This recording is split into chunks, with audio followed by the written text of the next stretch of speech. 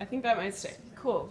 Welcome to Kinesiology Test 1 Review. I've never been a TE before this semester, so this is my first ever review I'm teaching, and I tried really hard to prepare it for you guys so that I can get you all the information you need to know for the test. So last night, basically, I went through Pam's test and my packet, and I just highlighted in yellow all the things that are on it so that I could tell you guys about the stuff you should know. And if it gives you any reassurance, when I took the class, all my highlighted stuff was in pink, which is a lot more than the yellow, which is actually on her exam.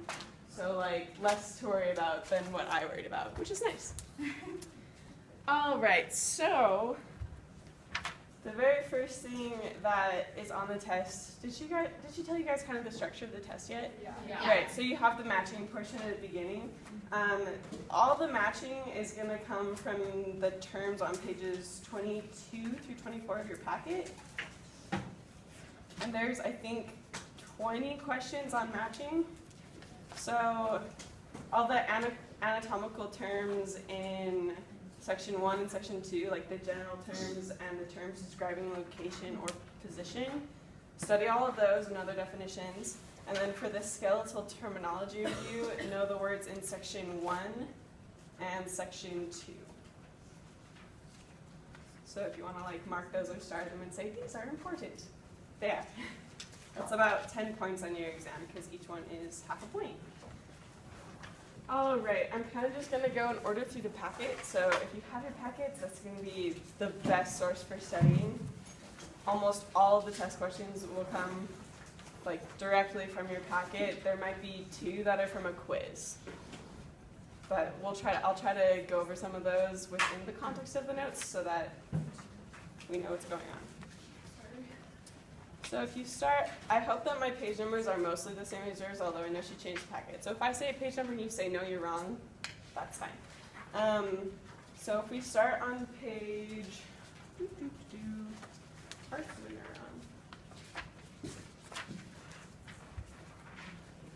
page 9 is what it is in my packet. Yep. All right. So the parts of a neuron are the cell body, the dendrite, and the axon. You need to know each of them and what they do, what their function is. If you guys have any questions throughout and want me to explain stuff more, I definitely will, but I think it might be valuable for you to like highlight more of what really you need to know. So all the parts of them and their functions, specifically synapses. So, can anyone tell me what a synapse is? It's like the place where neurons connect. Right. So it helps connect all your neural pathways and networks, which is going to help you have better motor memory. And when you're dancing type of thing, if you have all these pre-established networks, it's easier for you to perform smooth movement. It's not as choppy because it's not that cognitive thinking. Repetition and variation on the top of page 10. You need to know the difference between them and why they are important in dancing. Which is nice because it just says exactly why in the notes. Isn't that great?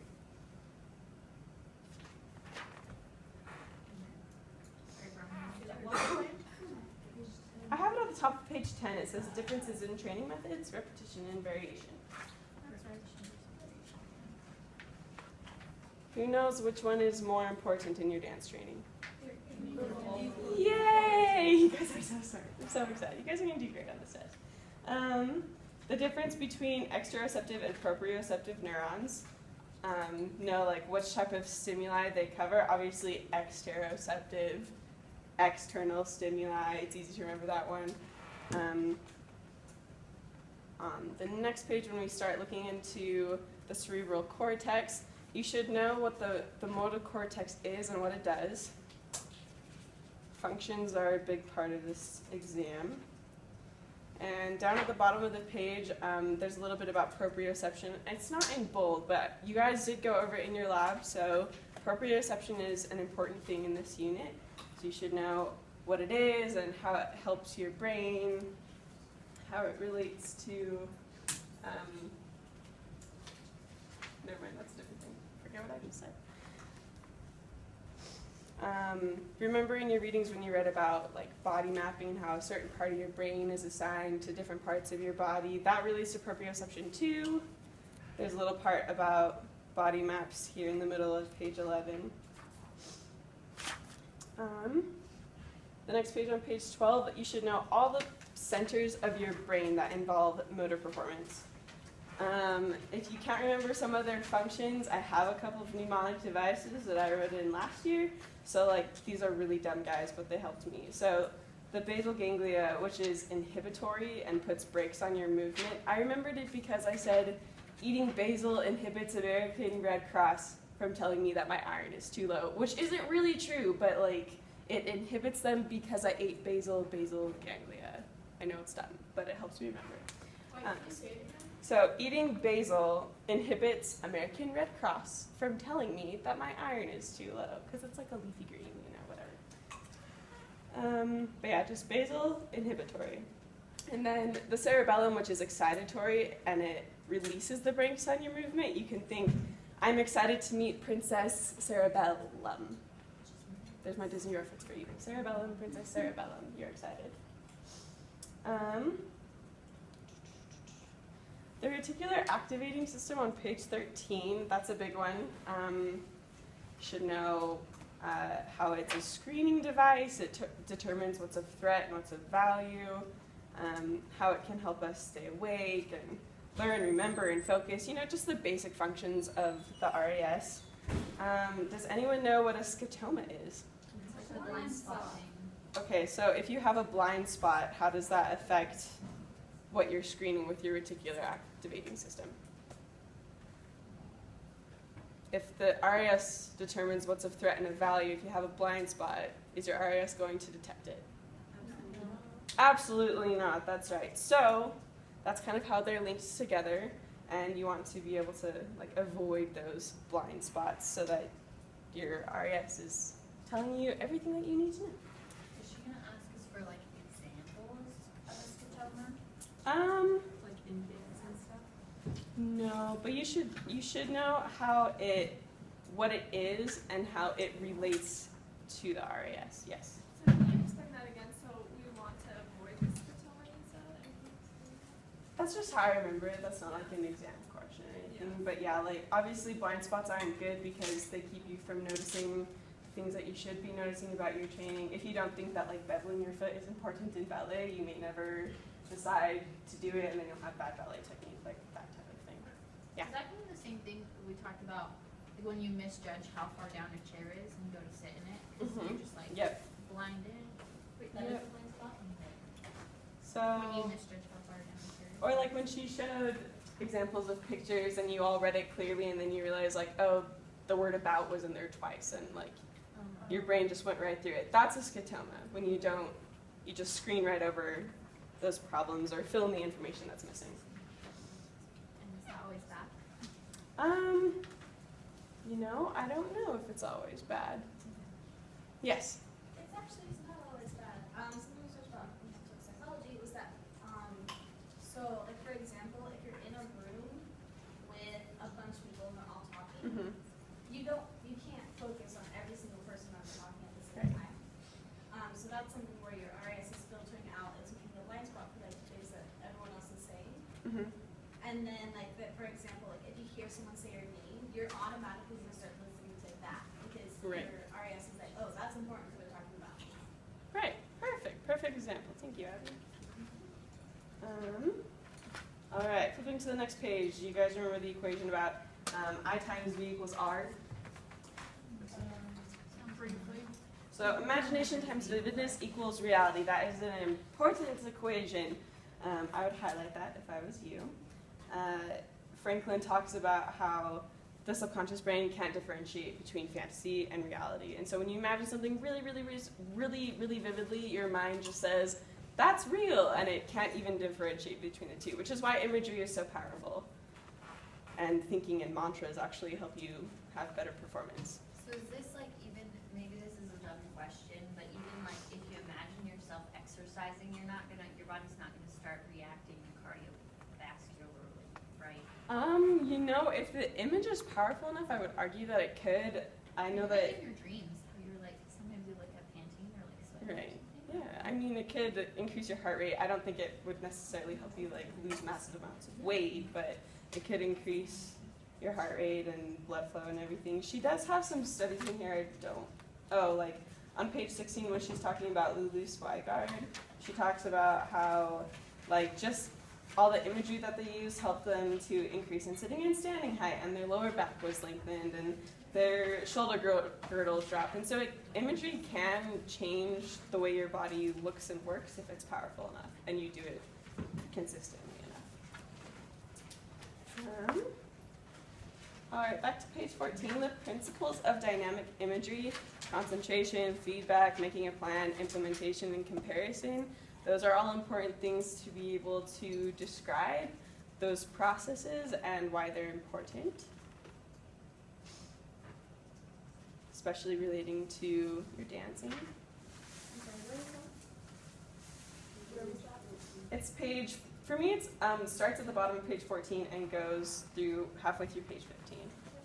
Principles of dynamic imagery.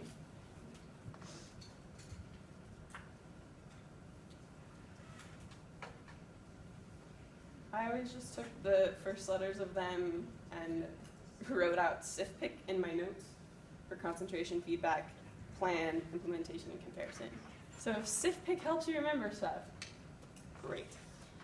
The selected types of dynamic imagery, you read about these in your textbook. I don't know if she actually went through them in class. Do you guys have any notes on the types of imagery? Okay, so biological and anatomical imagery is imagery that refers to how the body moves or functions.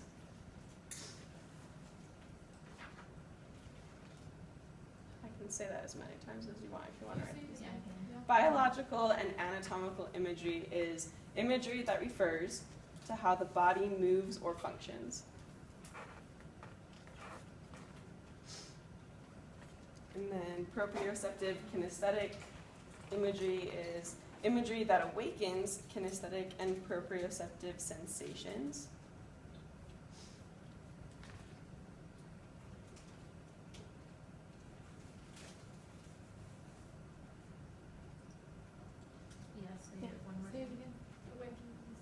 Say it one more time. Yeah, the second one. Imagery that awakens kinesthetic or proprioceptive sensations.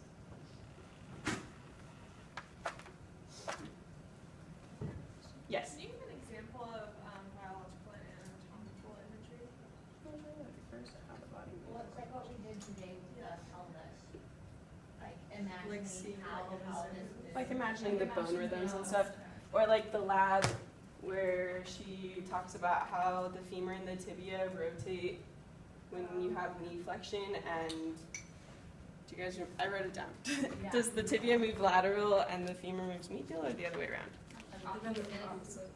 Tibia is medial. Tibia is medial and femur laterally rotates. So that's an example of biological and anatomical imagery. Obviously, like, I don't think you need to move for that type of imagery, but you can add movement and make it dynamic imagery. By the way, that bone rhythm, it's a good one. It's a good bone rhythm. I would remember how the tibia and the femur articulate. Ooh, there goes a whole page in my book. So, oh wait, metaphorical imagery is imagery that links the body or body parts to something outside of the body. So it's when you imagine like, oh, my body is like a boat right now. It's going to have the same like floating sensation, bobbing sensation as a sailboat on the ocean. Is that one thing? Imagery that links body or body parts to something outside of the body.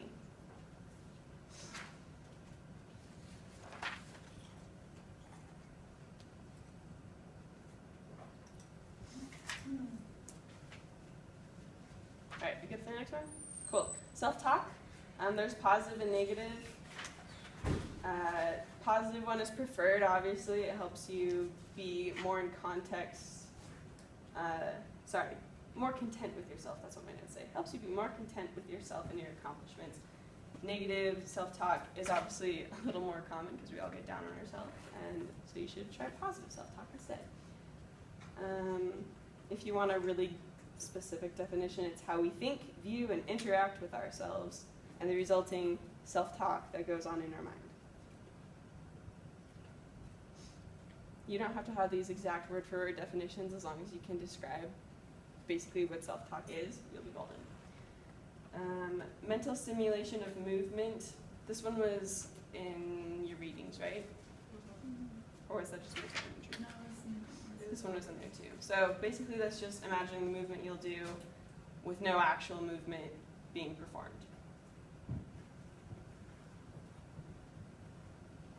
Say that one more time. Imagining movement that you'll do with no actual movement performed.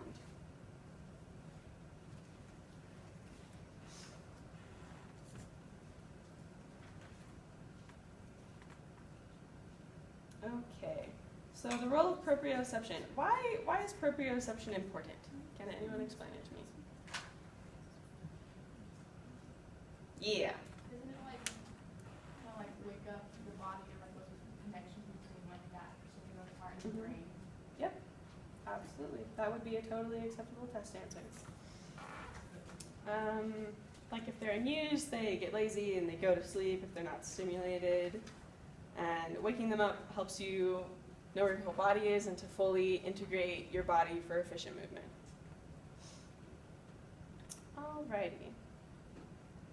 Page 17 talks about changing established motor pathways. Are there any questions about Lulu's No. There might be a question where like knowing that imagery is that powerful will help you, like the imagery times vividness, imagination times vividness equals reality, that equation. It might help you to remember some of Lulu Zweigard's stuff, but she's not going to ask you like what were the specific things that Lulu Zweigard's study resulted in. So you don't have to worry about that. So changing established motor pathways, just all, those 3 bullet points below, I would just highlight all of those. Make sure you study those ones. Wait, where? Page 17, it's right in the middle on letter B, changing established motor pathways. Gives the CNS new info, helps your images not get stale, those sorts of things. And then on the last page of the neurological section, there's a quote by Eric Franklin. I would highlight that, put a star next to it. The better we become at noticing positive change, the better we become at changing positively.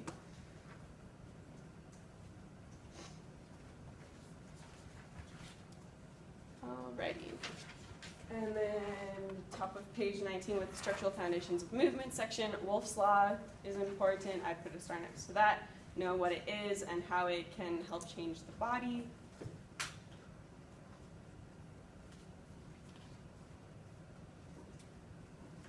Some examples of those would be like the ancient Chinese foot binding, how that affected the form and function. So if we use one that we didn't discuss in class. Yeah, that's fine. All right, page 20, the 5 types of stress. You should know all 5 types of stress, whether they're positive or negative. Does anyone want me to go over which ones are positive and which ones are negative, or are you good? Cool. Awesome. Well, that's why you guys are at the review, right? Because you know what you're doing. All you people that aren't at the review. All right, then the terms, which we already talked about. All right, who can tell me what the difference between a ligament and a tendon is? There's a question. Wait, really quick, going Yeah. back to the stress, do you have any ways that you like to remember those? Like any fun suggestions? I kind of just have pictures in my notes. So like tensile stress, I drew a circle with arrows going out. Compressive was in. Shearing was like across while keeping it doesn't interfere with the axis, so it just kind of like goes around the axis. Torsion, I had a cute little cylinder saying it like twists. And then bending I don't have a picture of, but I just thought of like scoliosis as a good example. Yep. If you you guys think of mnemonic devices, share them with each other because they are wonderful, wonderful things. How would you describe scoliosis as the bending stress? So in the notes it says occurs in spine scoliosis. Vertebrae and discs experience the bending and torsional stress, which can change their form and their shape. But scoliosis is also under torsion. So it is. Yeah, I just wasn't sure It's how like a you- combination of both. Bending and torsional stress happen on the vertebrae and the discs that result in scoliosis. Honestly, bending is a combination of tensile, compressive, and shearing forces, so it's one of those that it's like all the bad things. It's the most harmful one because it's a combination of all of those The things. bending one is the most negative. Yes, bending is most negative.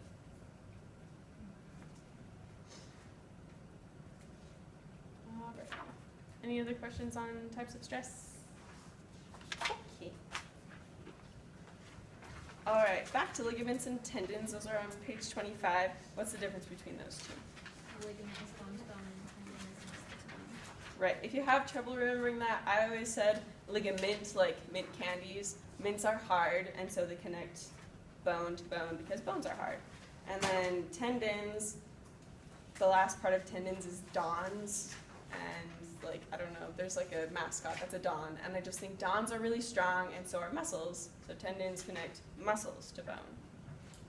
This is how my mind works, guys. If it works for you, great. If it doesn't, that is totally okay. On the next page, 26, at the top of mine, it just says influenced by and has a list of 8 things. Is that what it is on your guys's? Okay, I would just write range of motion influenced by. So you know that that's what we're talking about being influenced. And all those 8 things are going to be one of those star items that you should remember. Where are you? Sorry. Top of page 26. 27. Okay, we are now on different page numbers. Cool. This is the updated packet, old packet. So it's all the influence. Yeah, influenced by with the list of 8, I would just write range of motion right before influenced by.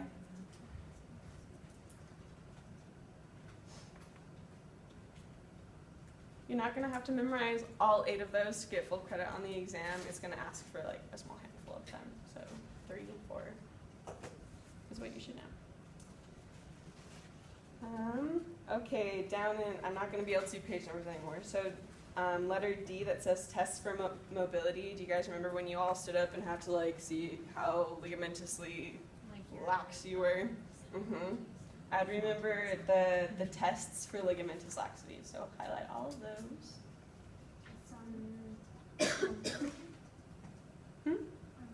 Yeah. So a Marshall test is the same as the other criteria. Is that or Marshall tests. She's Oh. keeps saying under Bates criteria of those tests.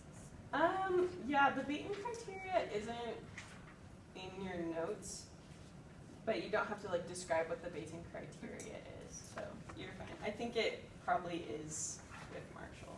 I think in the book, just in the page, we came up with it together. Okay, perfect. Just the Joint one- study, awesome. Okay. So with ligamentous laxity, are dancers more likely to have it than the general population or less likely? More likely. And because mobility and stability have that inverse relationship, if someone has a lot of ligamentous laxity, they're going to be less stable, and that could cause them to have greater risk for injuries. Hypermobility can mean greater injury risk.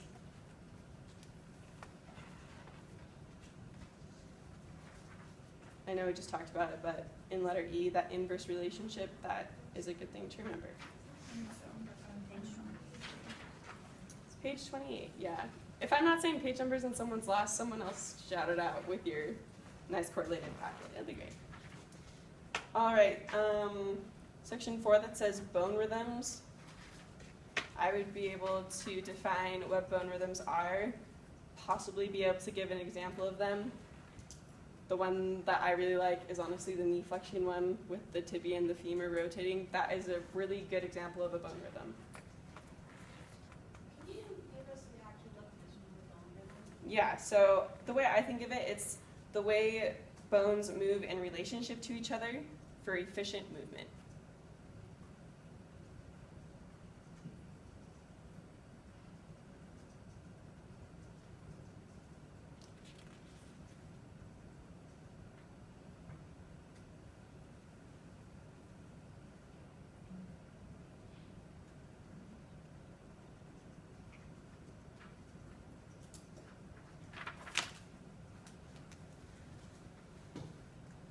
So, really quick, the Yeah. tibia one, Mm-hmm. the rotate things, rotate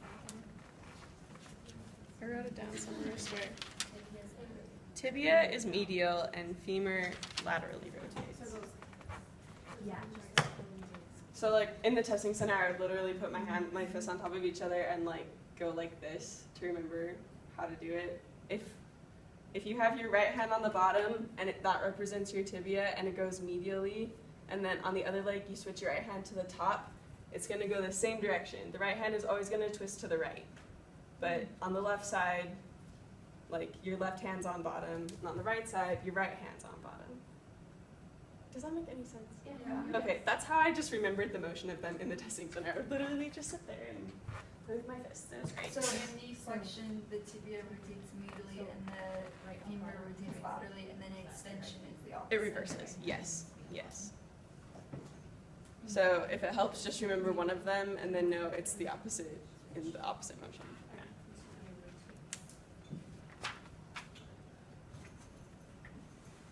Yeah. All right, next page talks about the center of gravity, that imaginary point that balances all the parts. Sorry, Yeah, should we know totally. the things that sit, like impeding bone rhythms, things that impede?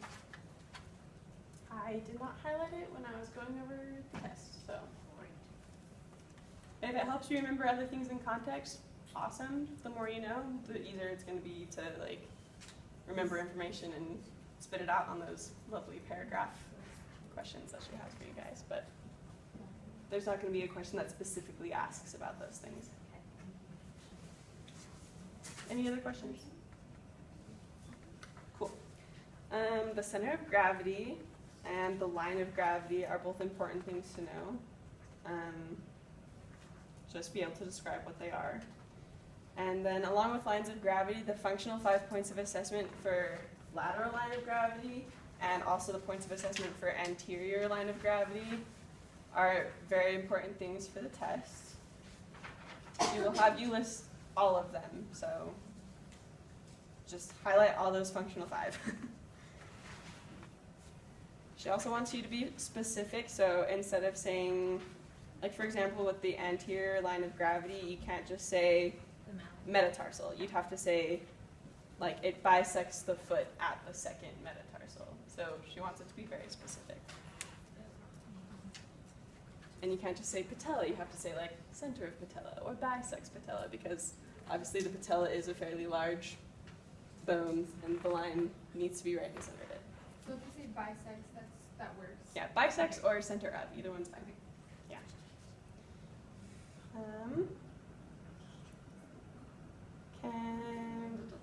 Let's see. The notes about bilateral symmetry, just be able to give some examples of body parts that you would look at to determine symmetry in someone. So their eyes, their shoulder height, the height of their ASIS or their PSIS, symmetry of their thighs, all those good things.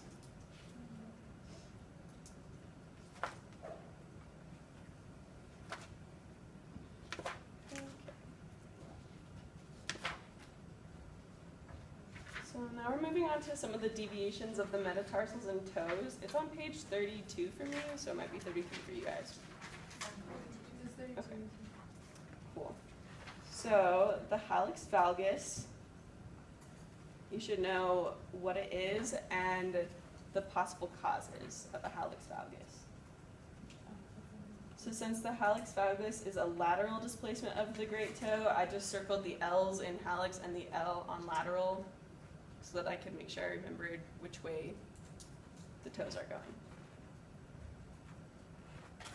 So like, I don't know, pictures always help me, but if I'm a really bad artist, if this is your big toe and here's your little toes, the bones are like doing this. So there's that like bulge in your foot. That would be a hallux valgus. Like a bunion? Yeah. Yeah. Yes. I actually wrote, like, I pointed to it and wrote in quotes bunion, but yeah, hallux valgus. It's only a bunion. Oh, yeah. Oh. So specific. Like, it's inflamed. It's a bunion. There you go. There's two keys, so have you told me that? So saying that your metatarsal is going medially probably wouldn't get it. You'd have to say the lateral displacement of the So when I filled in the blank with this, like it says lateral displacement of the great toe, often with the accompanying varus of the first metatarsal.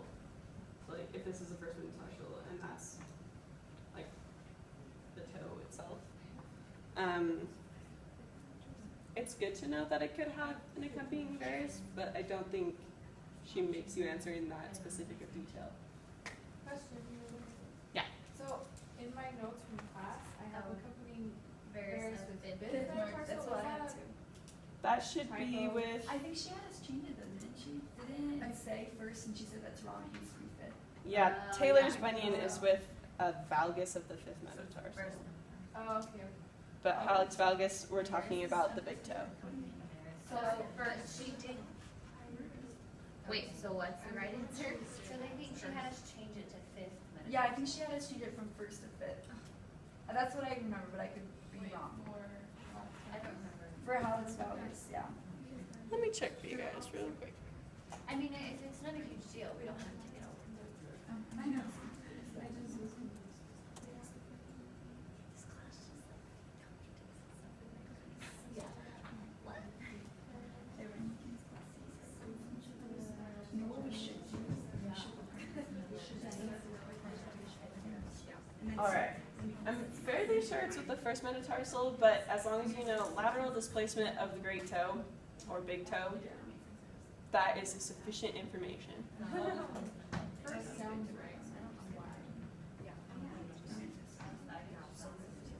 Well, but a varus though. Actually, this fifth one sounds a lot. Varus more is a medial displacement. So, yeah, remember how we all, like, our toe will go in and we'll have a little bump right there? Yeah. So that would be a varus of the fifth toe. But she's not saying fifth toe, she's saying metatarsal. Fifth metatarsal. Yeah. So it'd be the, after. That doesn't personally make sense to me with the hallux valgus, since we are only talking about the big toe, and I don't think it has anything to do with the pinky toe. But the Taylor's bunion would be the varus of the fifth toe and a valgus of the fifth metatarsal, because it creates a bulge this way. Oh, that's probably the one I'm thinking of then. What's that accompanying? Yeah, I think So does that mean it's like? I have a Taylor's bunion, so my foot bulges out to the side like that. I think at one point she also said that usually somebody who has one has May a lot of often the have time another. has the other. So that's what accompanying. It's because they're caused by a lot of the same things, like tight shoes, habitual pronation or supination, you know. Should we know Things the like that. causes of Yes, hallux valgus? yes, know the causes. Did you remember all of them, or should we just remember a few? But only a few? In lists that are like 8 items long, she usually doesn't make you list every single one of them. But if I only remember, if I only try to study 4 of them, I might only remember 2 on the exam. So sometimes it helps to study a little more so that you have just enough on the test. All right. Okay, when I was reviewing the test, there's stuff about the support function and locomotion function of the foot. And when she taught this to my class, there was like confusion on the test and a wrong answer, and it felt really weird and never fully got resolved. Do you guys feel confident about it's Page 35. 35, letter B, functions of the foot, support and locomotion.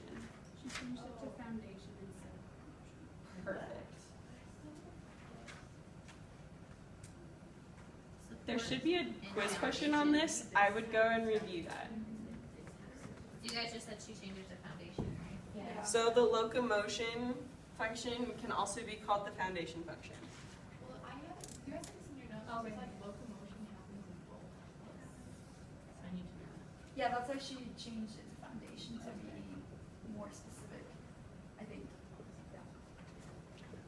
yeah, they happen both. So I drew this picture in my notes. This is toe 1. This is toe 5. If that helps you split up on the foot. So yeah, there should be a quiz question from one of your quizzes about this. I would make sure you go review that quiz question. So like know which section includes like which toes. That's an important thing. And can anyone describe how they work together to, what did I write down? How they work together when they like twist? The twisting. Like the bone rhythms of the two halves of the foot?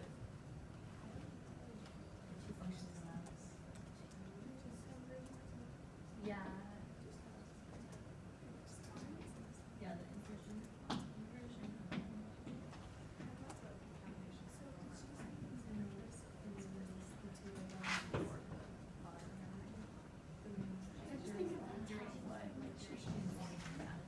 Okay. So, let's see if I can help you guys out with this one.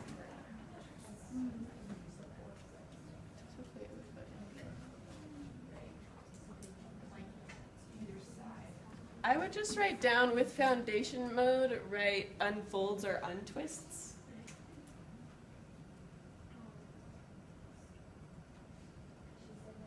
And then with the lever mode or the support mode, either one of those words work, say that, just write down, it twists more tightly. So as it goes into one mode, it'll twist up, and the other mode, it untwists. I'm sorry that I'm not more help with that one. I personally had a hard time understanding that one too, but the quiz should explain it a little bit better. So the foundation is the medial side motion, and then the support is the lateral.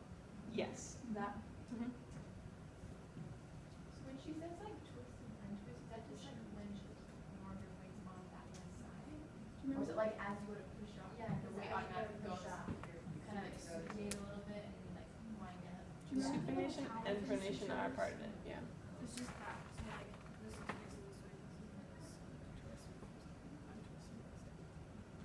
this is Like Like as four it foot, twists, but as it twists, the toes. Oh, did she also have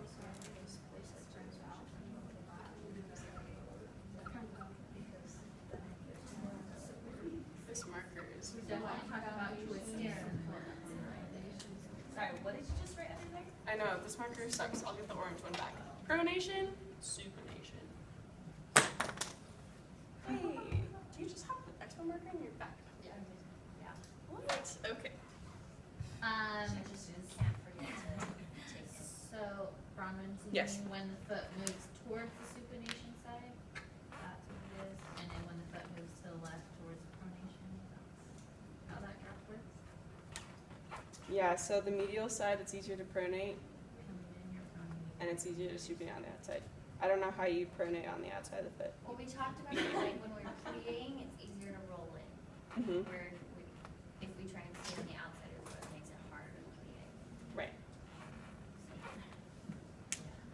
I walk pronated, and so I can see how locomotion and pronation go together because that's just how my body works. The more you can see how the things in this class relate to your own body, the easier it's going to be to remember on test. All right, we have 10 minutes left, so I'm going to try to get you more information that you need.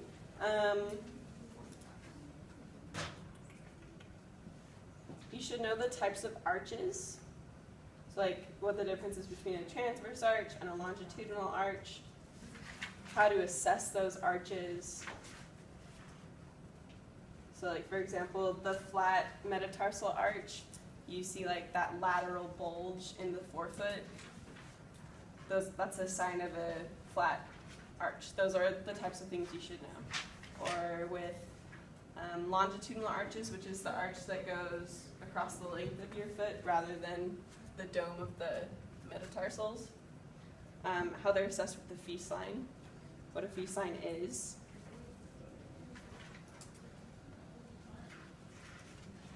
So like with a pes planus, which is a flat foot, the navicular tuberosity on the feast line is going to fall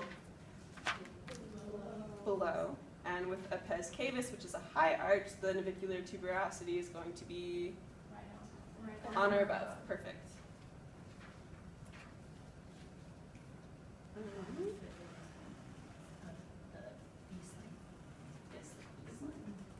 When it starts talking about pronation in number 3, the third bullet point says Helbing sign. It's hidden and it's not in bold, but it is important, so I would highlight it. Helbing sign, it's under number 3, that says pronation. Helbing sign. Yeah. So that medial tipping of the calcaneus and the medial bow of the Achilles tendon.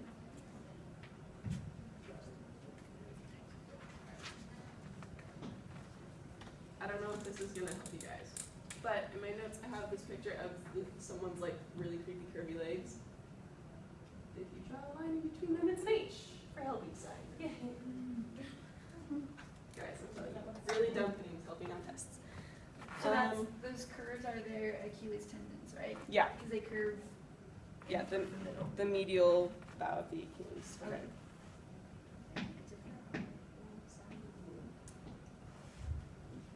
I mean, if you like make yourself pronate, that's kind of what your Achilles tendon will do. So. No, but isn't it like one side looks more curved than the other? Or is that She might have had a picture where one side is more curved than the other because bodies are different depending on the legs, and it may be more apparent in one than the other. Yeah. And then supination is the opposite. The calcaneus tips laterally and the Achilles bows laterally. The talus is the cornerstone of the foot. You should know the functions of the talus, why the talus is important.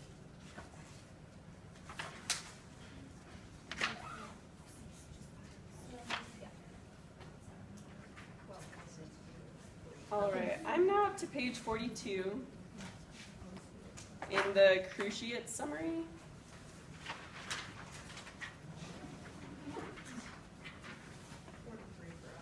Okay.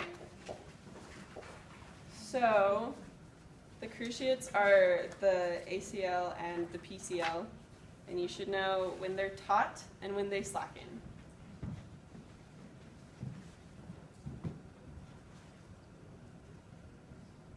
Down further, it talks about the patella. You should know the function of the patella.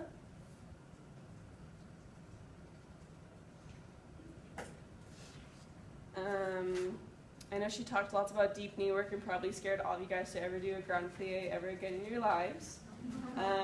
So you should remember some of the things that indicate if someone's ready to perform like a grand plie or any deep knee work correctly without hurting themselves.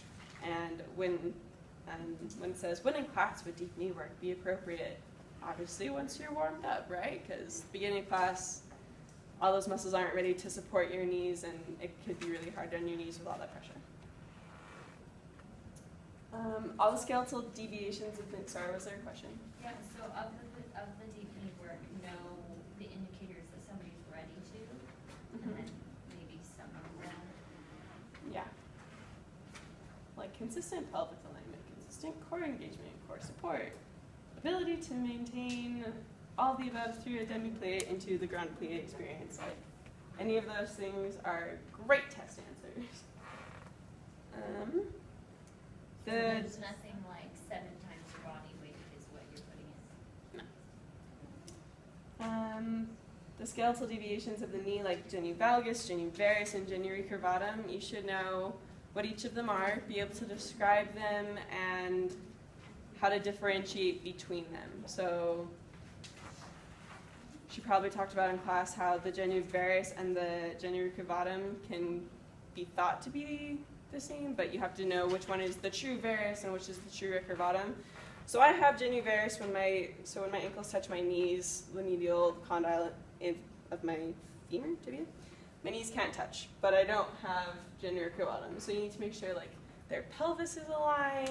If they're in first position, the varus can touch their heels together, but someone with genu recurvatum can't touch their heels together. Bronwyn can't touch her heels because she has genivarix. Someone with recurvatum or like hyperextended knees can't touch their heels together in first position. So know those differentiation things. I know, thanks for that. That makes the discussion, our discussion. Really? Yeah. I know, I was So like, wait, confused. just stop. Yeah, if any of you guys have any of these knee deviations, it's gonna help you a lot to like think about how your own body works and like, can I touch my knees together? Yes or no? Okay, this is how I would differentiate between them. Some of the other deviations of the knee, like the patella alta, or knee conditions like chondromalacia, I would highlight those two things. Know what contributes or causes patella alta or chondromalacia.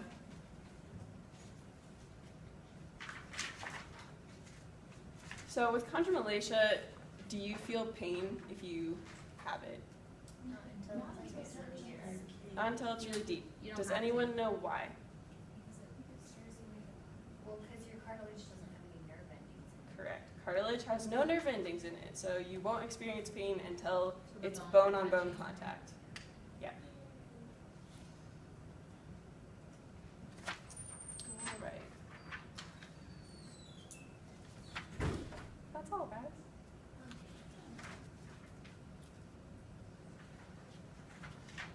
Anyone have any other outstanding questions that they are freaking out about for this exam?